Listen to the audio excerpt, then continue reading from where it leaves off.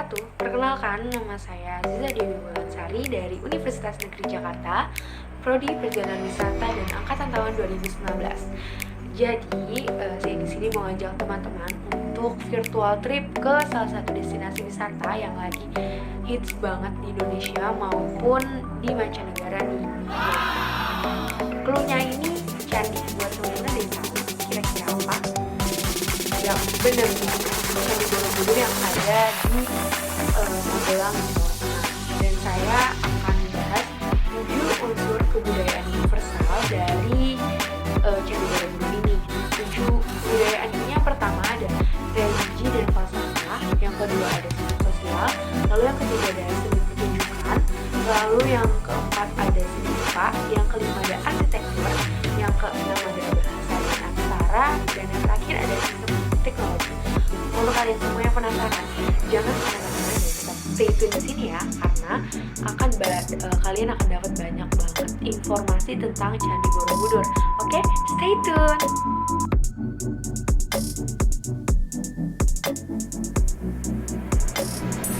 Candi Borobudur adalah sebuah nama candi Buddha yang terletak di Magelang, Jawa Tengah. Lokasi candi ini adalah kurang lebih 100 km di sebelah barat daya Semarang dan 40 km di sebelah barat Laut Yogyakarta. Borobudur adalah candi atau kuil Buddha terbesar di dunia dan sekaligus salah satu monumen Buddha terbesar di dunia. Candi Borobudur dibangun dengan menggunakan kurang lebih 55.000 meter per kubik batu dan memiliki 1.460 relief dan 504 stupa Buddha di kompleksnya. Tinggi bangunan ini sampai ke puncak adalah 42 meter dengan lebar dasar 123 meter. Tegak dan kokoh menjulang ke angkasa dan merupakan bagian sejarah yang telah berumur 12 abad atau telah didirikan sekitar tahun 800-an Masehi oleh para penganut agama Buddha Mahayana pada masa pemerintahan Wangsa Sailendra. Tetapi tafsiran lain menyebutkan bahwa Candi Borobudur bukanlah semata-mata berlatar agama Buddha, tetapi telah dipengaruhi pula oleh konsep pemujaan leluhur dengan bangunan berteras dari zaman prasejarah. Dengan demikian, Borobudur dilihat sebagai bukti paduan antara religi Murba dan Buddhisme.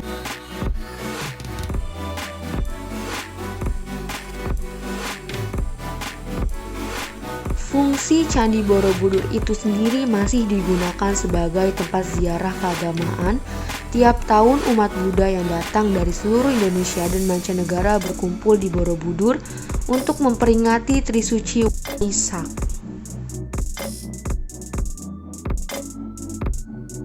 Sampai saat ini, ada beberapa hal yang masih menjadi bahan misteri seputar berdirinya Candi Borobudur. Salah satunya misteri yang masih belum terungkap sampai sekarang adalah teknologi pembangunan Candi Borobudur. Bagaimana membangun Borobudur tanpa menancapkan ratusan paku untuk mengkokohkan fondasinya? Seperti diketahui, struktur dan konstruksi Candi Borobudur tidak memakai semen sama sekali, melainkan sistem interlock seperti balok-balok Lego yang bisa menempel tanpa lem.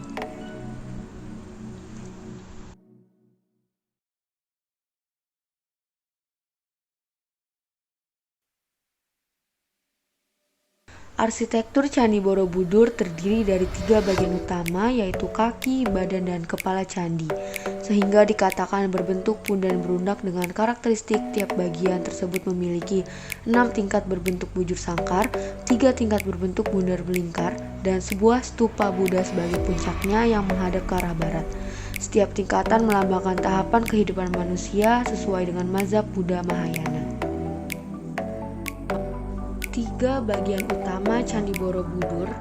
Bagian dasar disebut Kamadhatu, yaitu merupakan gambaran tentang dunia yang masih dikuasai oleh karma atau rahasia atau melambangkan manusia yang masih terikat rasa.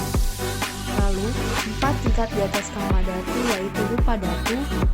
Bagian ini adalah dunia yang tidak dapat membebaskan diri dari nafsu namun masih terikat rupa dan bentuk, dan melambangkan alam antara alam bawah dan alam atas.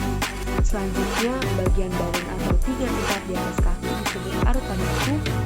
Tingkatan ini melambangkan alam atas, alam yang tidak berupa, tidak berbentuk, di mana manusia sudah bebas dari segala keinginan, dan tingkatan berupa bentuk dan rupa namun belum mencapai nirwana. Bagian atas disebut arupa yang menggambarkan polos tanpa lubang-lubang yang melambangkan nirwana, tempat Buddha bersandar. Karma Wibangga. Secara keseluruhan, relief ini menggambarkan kehidupan manusia dalam lingkaran lahir hidup mati yang tidak pernah berakhir. Ada hukuman yang akan diperoleh manusia terhadap perbuatan tercelanya, dan ada pula perbuatan baik dan pahala baginya. Oleh agama Buddha, rantai tersebutlah yang akan diakhiri untuk menuju kesempurnaan.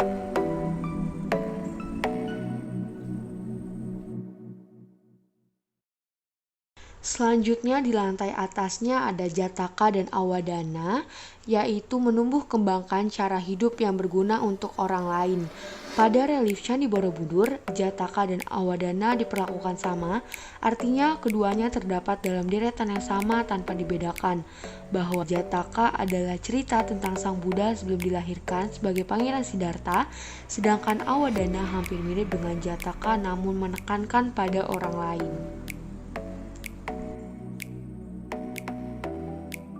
Lalu selanjutnya adalah Tita Wistara. Ada 120 figura pada relief ini yang menggambarkan riwayat Sang Buddha yang dimulai dari turunnya Sang Buddha dari surga Tusita dan berakhir dengan wejangan pertama.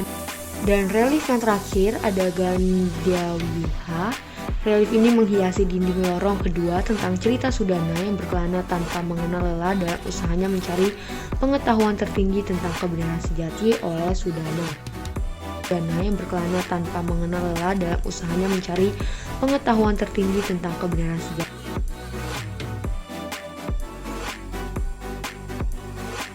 Oke, jadi teman-teman, setelah tadi saya ngebahas tentang 7 unsur kebudayaan, dan sekarang masuk sub pembahasan yang ketujuh, yaitu tentang seni pertunjukan yang ada di Candi Borobudur. Dan umumnya pertunjukan tari selama periode Borobudur ini dibagi menjadi 2 jenis berdasarkan fungsinya. Yang pertama pertunjukan dalam negeri, dan yang kedua ini adalah pertunjukan ritual kayak gitu. Pertunjukan domestik sendiri ini juga dibagi menjadi 2 jenis berdasarkan audiens ya teman-teman.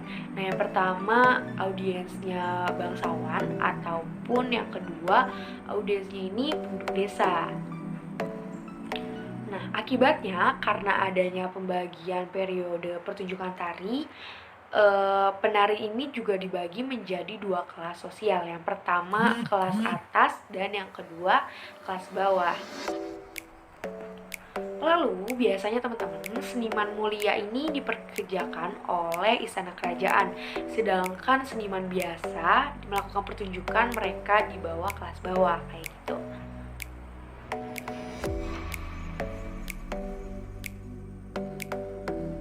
Jadi cukup aja nih yang bisa saya bahas tentang 7 unsur kebudayaan dari Candi Borobudur itu sendiri. Kesimpulan yang bisa saya ambil adalah, jadi dengan teman-teman mempelajari Candi Borobudur ini, kita juga bisa memahami budaya dan lingkungan yang ada di dunia ini.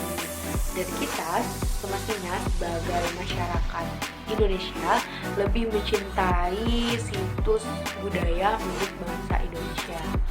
Dan untuk kalian semua yang lebih milih liburan ke luar negeri, yuk kita coba explore Indonesia lebih dalam lagi, karena banyak banget destinasi wisata di Indonesia yang gak kalah bagus sama yang di luar negeri. Dan jangan lupa dukung kemajuan pariwisata Indonesia. Wabillahi taufik wal hidayah. Wassalamualaikum warahmatullahi wabarakatuh.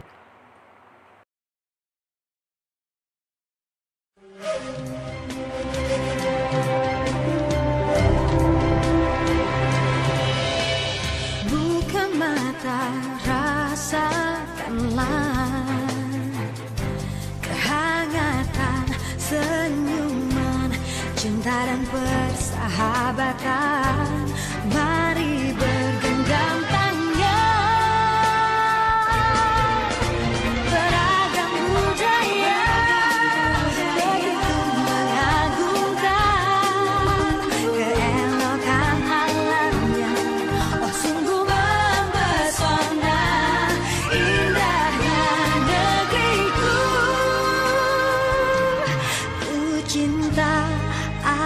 terpana pesona Indonesia.